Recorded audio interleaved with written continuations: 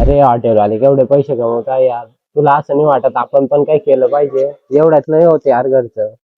हा यार, आपण पण काहीतरी केलं पाहिजे. एवढ्या मध्ये नाही होत आपली फॅमिलीचं काही. आपण बिझनेस टाकू आणि आजपासून मजुरी काम बंद आणि फक्त बिझनेस. डन. बिझनेसचा आता विचार करतोय आपण, पण नेमकं कशाचा बिझनेस टाकतो? एक काम करू, चहाचा बिझनेस टाकू. चहाचा बिझनेस परवडणार आहे का आपल्याला? मग कशाचं टाकतो, किराणा दुकानचं? नाही, एक काम करू, मेन्स वेअर टाकून देऊ.